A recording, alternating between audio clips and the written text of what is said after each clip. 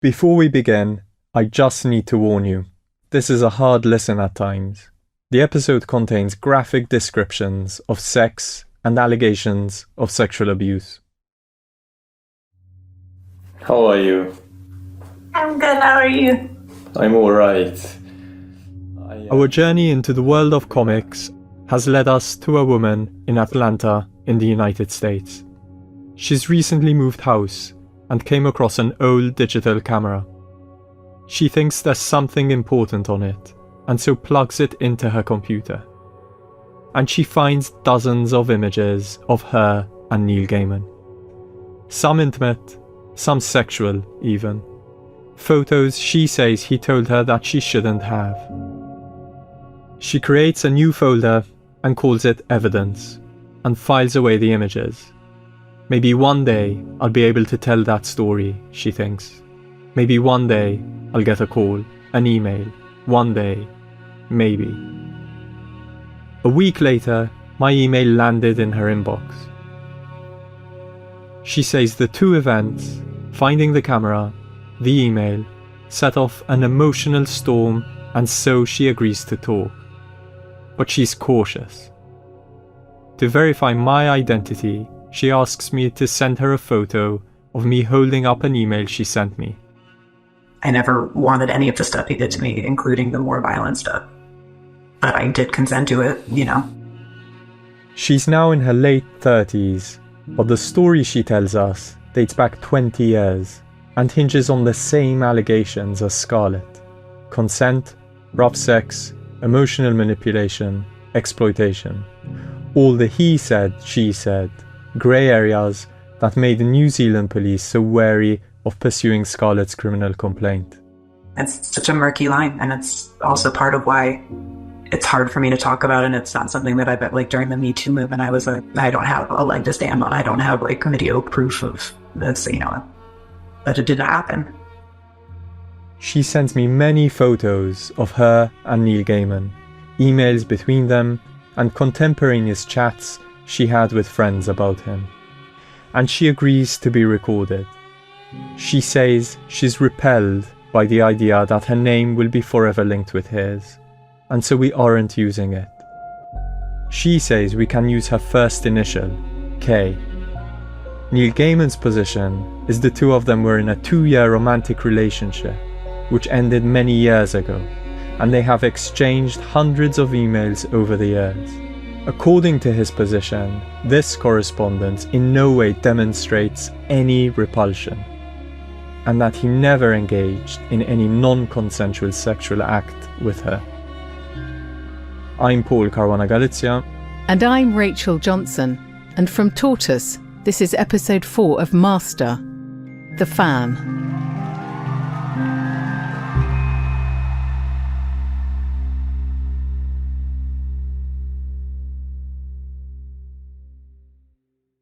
I drove down with my two friends.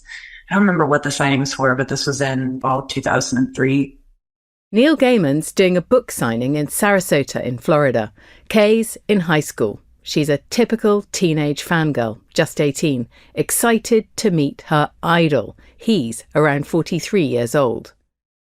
We hung back to the end so that we would have more time to talk to him. And like, we brought him like a little bucket full of like goofy presents and like, you know, just goofed around and then took our picture. And it wasn't a very long interaction. I'd say maybe five minutes tops. The three pals do the same thing again, this time at a book signing in North Carolina. They begin emailing him via his website. Sometimes I would almost just treat it like a diary, almost like, "Dear Neil, today I did this in class. Had this thing happen to me," and then would send it up into the ether and kind of forget about it unless he wrote back, and then we might have a few back and forths.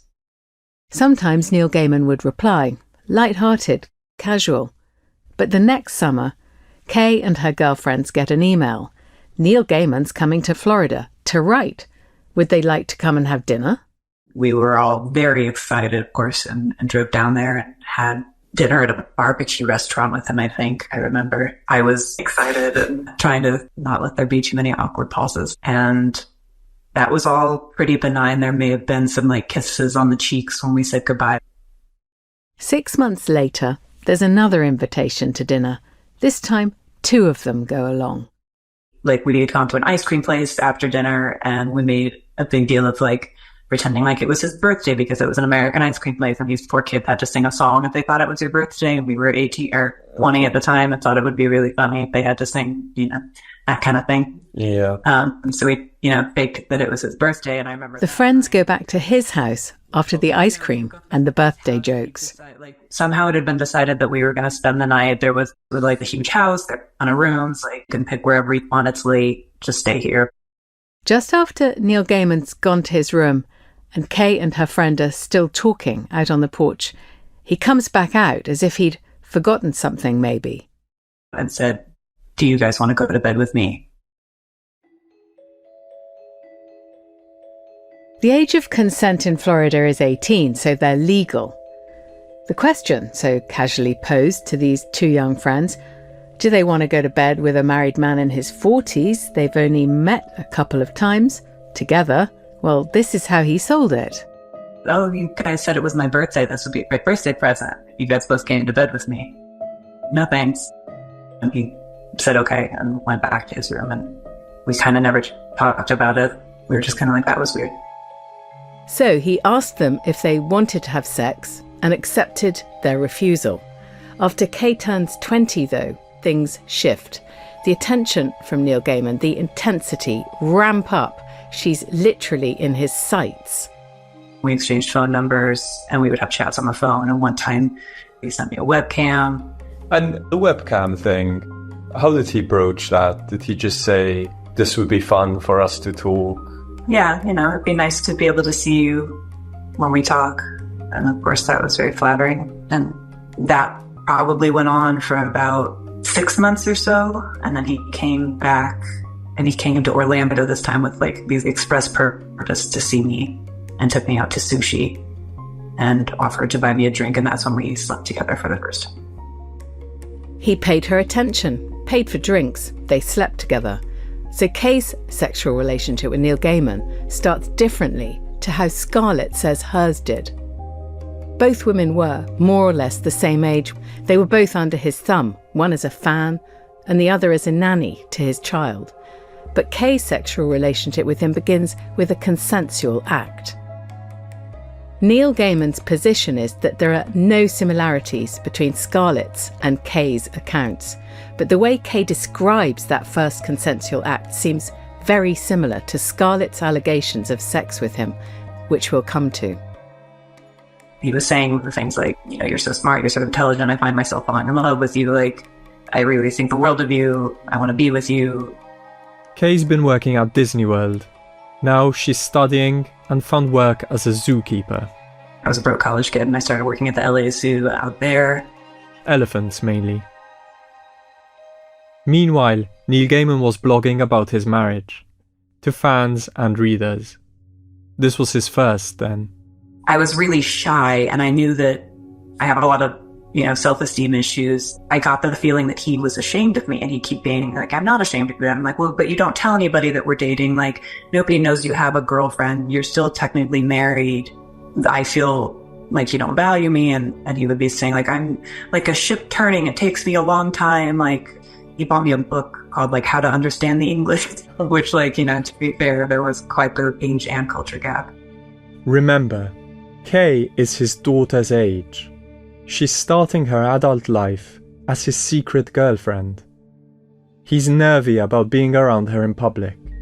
He invites her to events, but then doesn't acknowledge she's there. Neil Gaiman's position rejects the notion that he was ashamed of his relationship with Kay. Him inviting her to prestigious events is cited as evidence of this position. Still, Kay is young, broke, and insecure. She has a disabled brother who she cares for, and her parents are splitting up around the time her relationship with Neil Gaiman begins. In other words, she is vulnerable.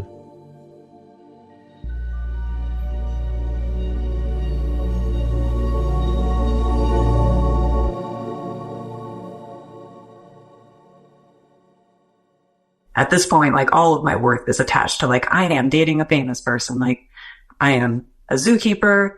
And then that's cool, I guess. That's like a fun thing I can tell people. But like the really interesting thing about me is that I am dating this guy who has this exciting life. And by proxy, I am exciting. Like he could do whatever he wanted and I would do whatever it took to keep that relationship going.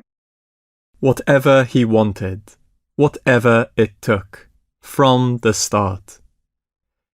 Neil Gaiman's view is that his relationship with Kay was sincere and built on mutual trust and affection. Because of this view, we understand that he is disturbed by Kay's allegations. I should warn you that what follows is, according to Kay, quite graphic. When did things with him become rough? Straight away, he was very unconcerned with my pleasure, and he certainly didn't have anything like lube around, and I didn't know enough. So I remember the first time we had sex, I remember like lying there and there was music on and there was a song that I really loved. It was a very romantic, loving song. And I was listening to it while this very painful act was happening to me, and just tears kind of just remember like thinking like I've listened to this song so many times and imagined like someone loving me like someone in this song loves whoever they're singing about. And instead this brutal, painful thing was happening to me. The song was It's Only Time by the Magnetic Fields. A beautiful melancholy track. It starts and ends with, "Why would I stop loving you 100 years from now?" To this soundtrack, an allegation of pain and no lubrication, of sexual behaviour that seems very similar to Scarlett's allegations. But that's almost 20 years earlier. She also doesn't tell Neil Gaiman that it's not okay to do this. Not at this stage anyway. Having heard Scarlett's allegations about Neil Gaiman's sexual behaviour, I wanted to know whether this rang any bells. There was never choking. So Scarlett, there was one episode where she said she almost passed out from the pain of him penetrating her anally without any lube. That happened to me too. It didn't happen the first time. He was trying to like coach me to just relax, and the tenser I was, the more it would hurt. So it was, my fault if it hurt, not his. There are other details that chime with Scarlett's experience too. A belt. Kay says he used a belt on her, just as Scarlett said. And yes, they both say that Neil Gaiman made them call him master. These appear to be aspects of his sexual fingerprint that span almost 20 years. His hand, like he really liked spanking and like hitting that area. And he would say like, "Oh, I wouldn't do it, but I know you like it." And I didn't, very much didn't. Like, and was like, I vocal like, "And that hurts, like maybe not so hard." And he'd be like, "No, I can tell that you like it." Kay says she often felt pressure to accept it.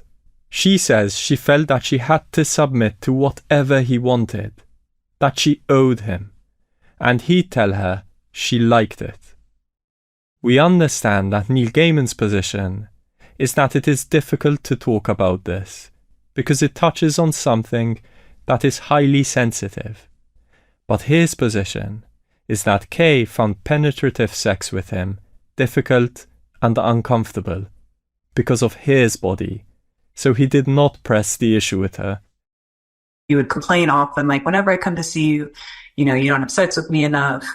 So it was a contentious thing between us. And so I often felt if it was somewhere that he'd like, spent money to take me, or like, I felt that I owed it. And he definitely took advantage of that. On the 4th of April 2007, Neil Gaiman flew Kay from Los Angeles to Heathrow for a fortnight's holiday together in the UK, alone, the two of them. Kay tells us she was excited to be on this amazing trip with her famous boyfriend and not have to sneak around. From his messages to her, it seemed like he was too. Neil Gaiman met her on arrival, and they then took a taxi to Gatwick Airport to fly to Inverness in Scotland. They visited Loch Ness and stayed at his house on the Isle of Skye for 3 days. They then flew to Cornwall and drove to Redruth in the far southwest of England. They stayed in an old tinner's cottage with a wood-burning stove hidden up a bridle path. It was advertised as affording complete privacy. He spent the days in Cornwall mostly writing the Graveyard Book, and then they'd occasionally go for walks or drives. She sent us photos from that trip. Beaches, pubs, cliffs, glens, scarves, the heavy grey skies of the Scottish and Cornish summer. She looks happy. When you see their faces together in the photos, he's unshaven, craggy. She's around 22. She looks so young. But she said there were fights. Lots of them.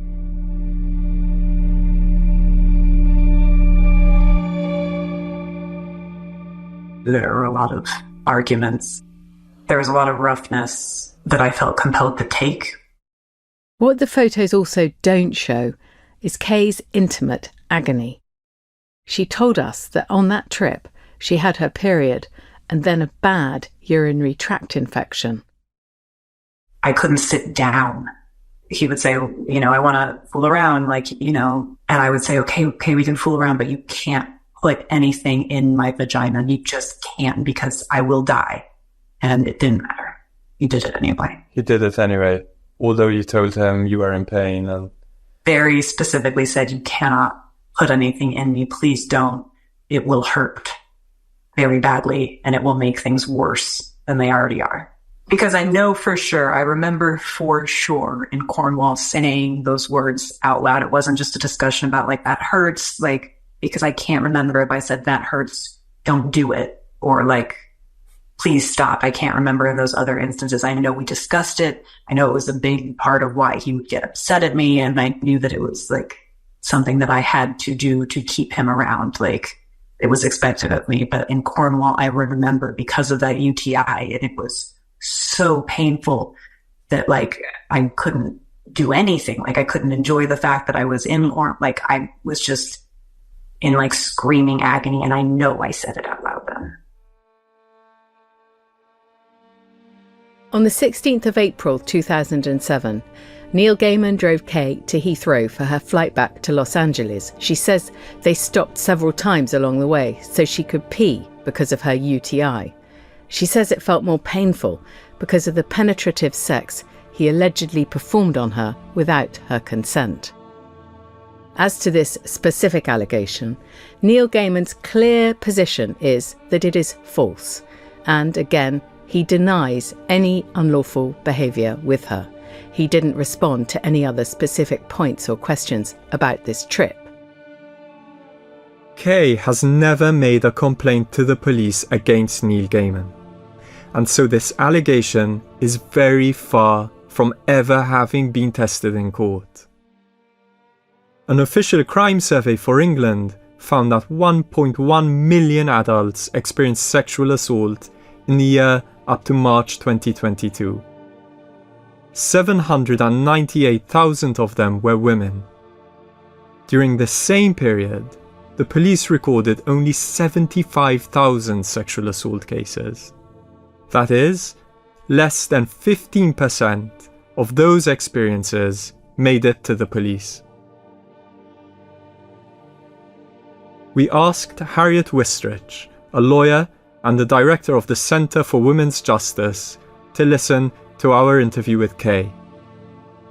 She did not review any other material related to Kay's allegations. We wanted to ask Harriet why Kay didn't go to the police with such a serious allegation. There are very good reasons why she didn't report. One, she's very conflicted, and she's still holding on to the idea that he is this really important, love in her life. She's still very kind of caught up and invested in the relationship. And, she's not there. In her own head, she's not yet there. I mean, it's only as she reflects, as she becomes more mature, that she sees it for what it is.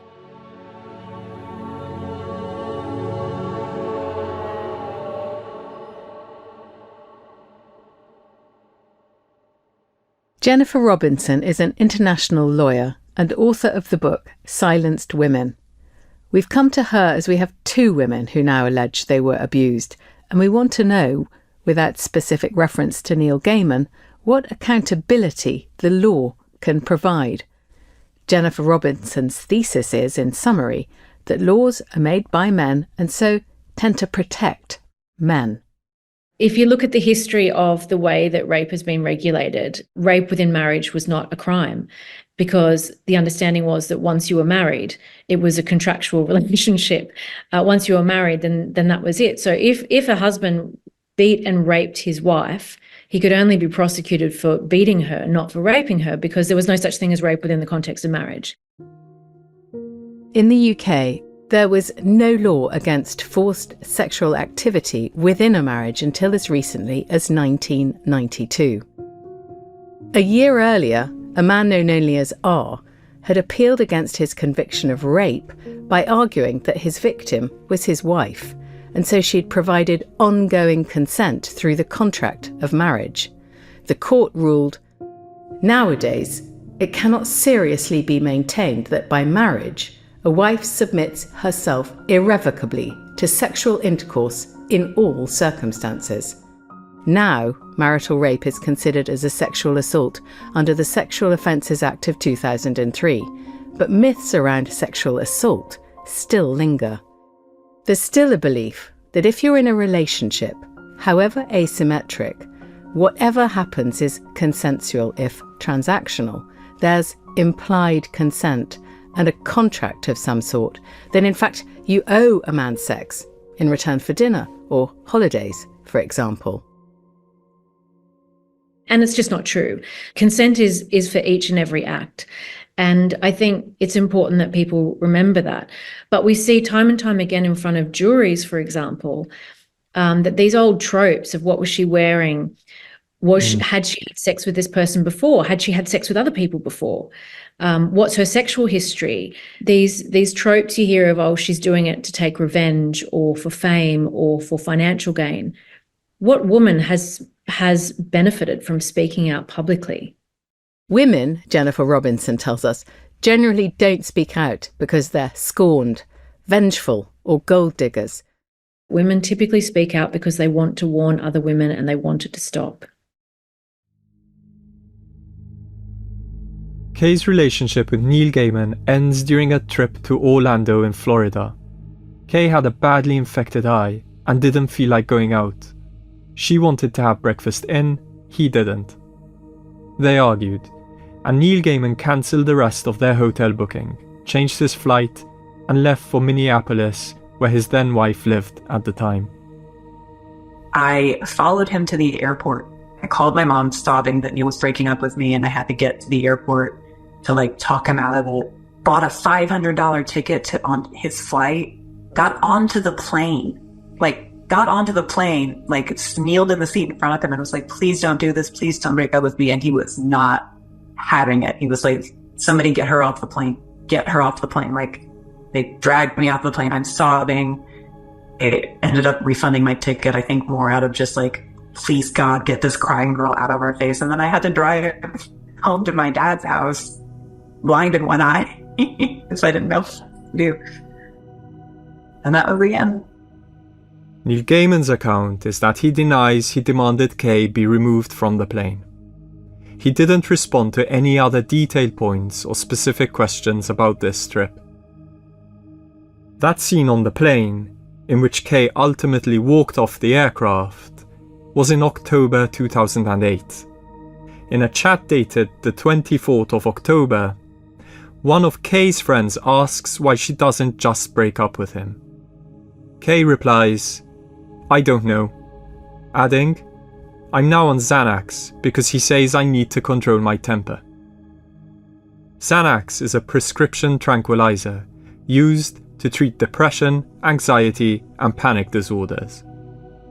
Despite her humiliation on that day, Kay stays in touch with Neil Gaiman.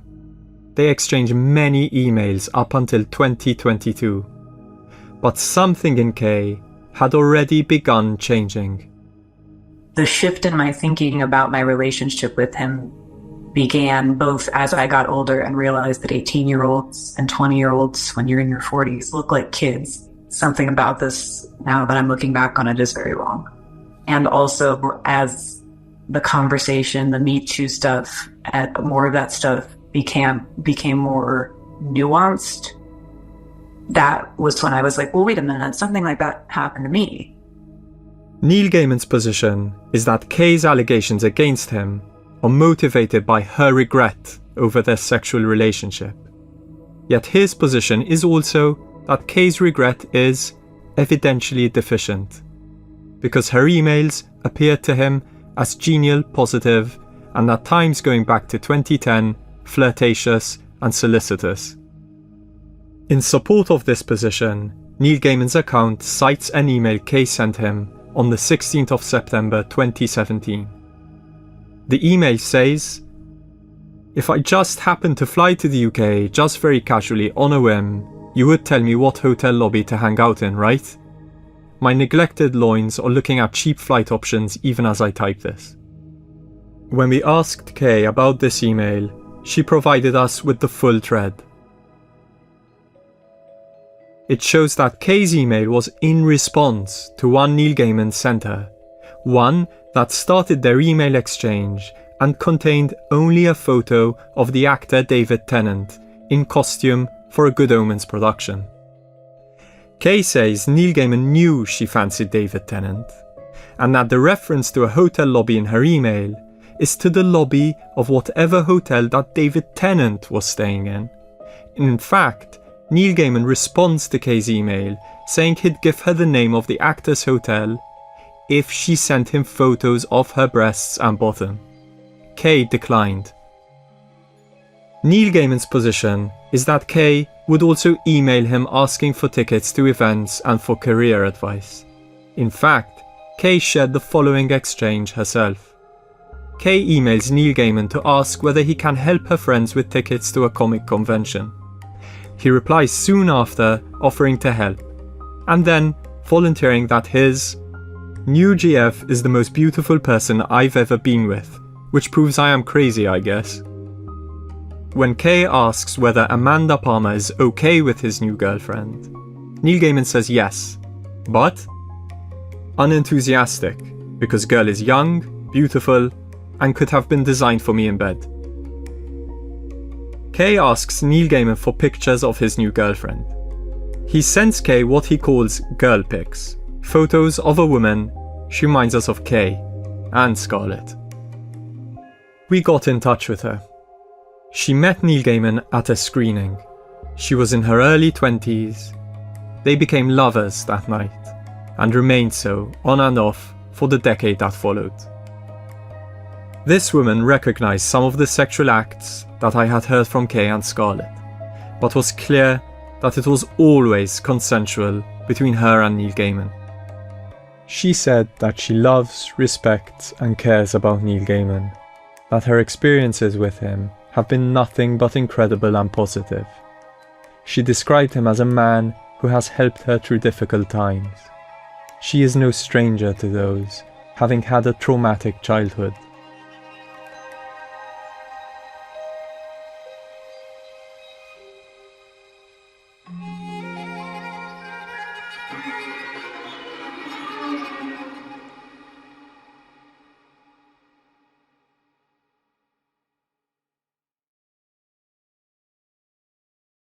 We first emailed Neil Gaiman to ask for an interview more than 2 months before publication. We said we wanted to ask him about allegations of a pattern of mistreatment of different women over many years, about sexual consent and how it is policed, the dynamics between fans and celebrities, and about status, influence and power in the context of uneven sexual relationships. His PR responded a week later asking for specific questions in advance. We provided thematic questions. We said we wanted to ask Neil Gaiman about his understanding of sexual consent and how it might have changed over time, for example, or how he maintains appropriate boundaries with young fans, and whether any former sexual partners told him that they felt mistreated by him. We even asked him about using an NDA with any former sexual partners. Neil Gaiman's PR said it still wasn't enough detail, and the PR added that what we were suggesting was deeply offensive and had extremely serious implications for everyone involved. We have represented everyone's side to this story as carefully and as seriously as we can throughout. We approached this story with our minds open. We wanted you, the listener, to do the same, to hear the allegations we have heard and see why we journalists saw it as important to investigate them. As this story deepened and the allegations darkened, it also changed complexion. We realised this has never been about sex per se. It was about power. We heard allegations of rough sex that caused bodily harm. In UK law, there can be no consent to this. The threshold for harm is generally higher in the US, and in New Zealand, the court considers the circumstances of each case. These laws and rules weren't written to police what people do in bed. And they're not there because legislators are fusty and want to shame or embarrass people who are interested in unconventional sex. The idea is to stop the use of consent as a defense to causing another person harm. It's to stop abuse. And people who are interested in BDSM know this. That's why they've told us people engaged in rough sex should agree on clear rules, language and boundaries to ensure no one is abused. In the context of an abusive relationship, experts see rough sex as a means of coercive control, which the UK has criminalised. The perpetrator can access sex when and how they want it, cementing control over the victim.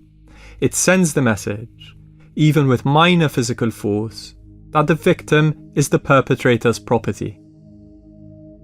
Remember, like Scarlett, Kay told us that sex with Neil Gaiman became rough straight away. Both women told us they experienced no pleasure, only pain, from the sex, and Kay said she never wanted or enjoyed it. Kay described being in agony, particularly during her April 2007 trip with Neil Gaiman around the UK. A trip during which she alleges he penetrated her vagina with his penis without her consent, an allegation he denies. The seriousness of that last allegation returns us to one of the issues we asked at the start of this podcast. At the end of the day, we don't have the power of official authorities to investigate allegations like these. Allegations of sexual offences, and we can't and don't assume that official role. But their allegations weren't being seriously examined or heard anywhere else. And this failure to take allegations like these seriously is a matter of public interest. It speaks to police failings, the limits of the law, and abuse of power and its concealment by various means. We set out to hear every side of the story. Threaded throughout this podcast, you have heard Neil Gaiman's position. It is a denial of any non-consensual sex with the woman we've spoken to. We have spoken to 2 women friends, one a lover, who had nothing but positive things to say about him. It's worth saying here that we have examined Scarlett and Kay's allegations over many months. We have interviewed and re-interviewed them, spoken to others, combed through emails and messages, reviewed photos and other documents. These 2 women have never met or spoken. They're separated by decades and continents, yet their allegations are consistent. And it's worth saying too, that even coming to journalists poses risks to them of defamation, invasions of their privacy, and, in stories like these, possibly harassment by a dedicated fan base.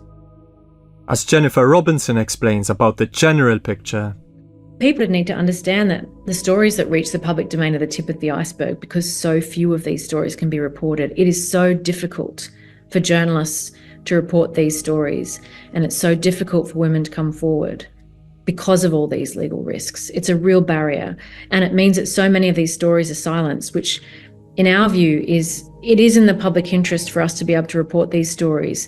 We need to be able to talk about violence against women. 1 in 3 women faces sexual assault. It is the most prolific human rights abuse in the world. And if we can't talk about it and report on it, then how are we ever going to grapple with it or resolve it? And we are failing to resolve it. An estimated 70% of sexual assaults are not even reported to the police in the US. In New Zealand, the government estimates 90% of sexual violence is not reported to the police.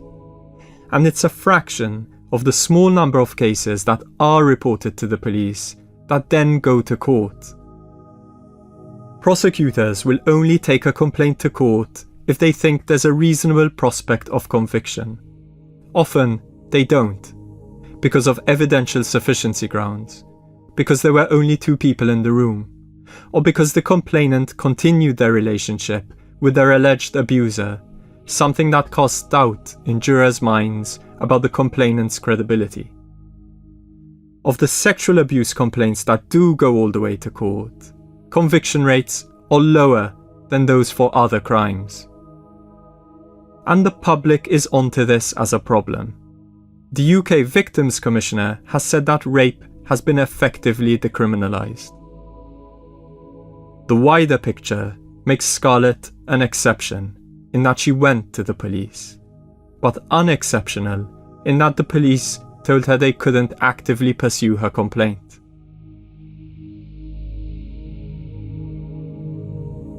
Scarlett's now a university student reading literature and classics in New Zealand. She's getting her life back on track. All the while, she's still processing what she says derailed it 2 years ago. I think back to my first conversation with Scarlett in October 2023 after that breezy note landed in my Instagram messages, and I asked her what she wanted to happen next. So interesting, because when you ask me that, I don't really know what I want. I've been on a really big sort of journey with trying to unweave it in my mind and my soul, and he sort of lured me, if you will, into a sort of psychological labyrinth, Rachel, and so it was not straightforward at all. Kay lives with her husband and their 2 cats, which often appeared in the background of our Zoom calls. She's since graduated in fine arts and now works in film and TV.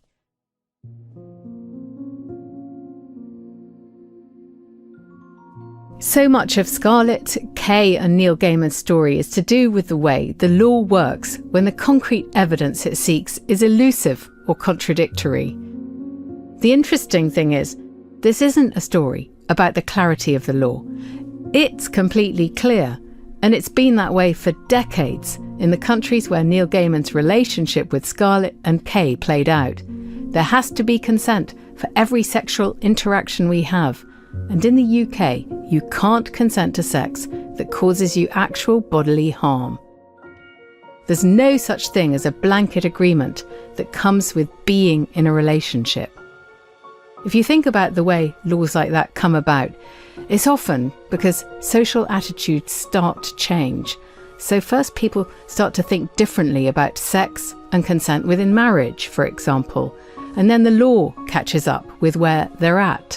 And usually I think the law cements the new way of thinking. Before long, we probably wonder how we ever thought differently. But when it comes to sex and consent within a consenting relationship, has that happened? After all those decades on the statute books, have the new laws helped cement the way we think? What I mean is, even after all this time, are enough of us clear about consent when some of the signals might be confusing? Are the police clear? Are prosecutors? Are juries? And if there's any doubt about that, is that what leaves the gap which someone who wants to commit sexual abuse can exploit? What I know for sure is that Scarlett and Kay are clear. They consented to have a relationship with Neil Gaiman, but they didn't consent to the kind of sex he wanted, nor every time he wanted it, they're sure they were abused by him. We've heard over and over again that Neil Gaiman denies that. He's adamant not only that the relationships were consensual, so was the sex.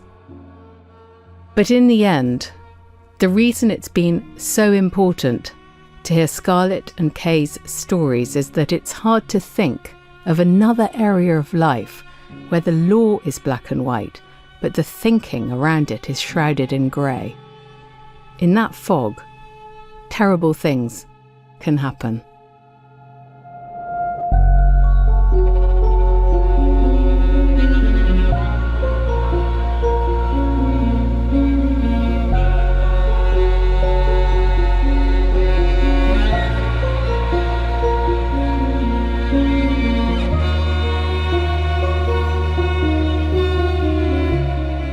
This series is reported by me, Paul Caruana Galizia, and by Rachel Johnson. It is written by us and by Katie Gunning, who is also the producer. Sound design and original music is by Tom Kinsella. Additional reporting is by Jess Swinburne. Artwork is by John Hill. The series editor is Matt Russell. The editor is Jasper Corbett.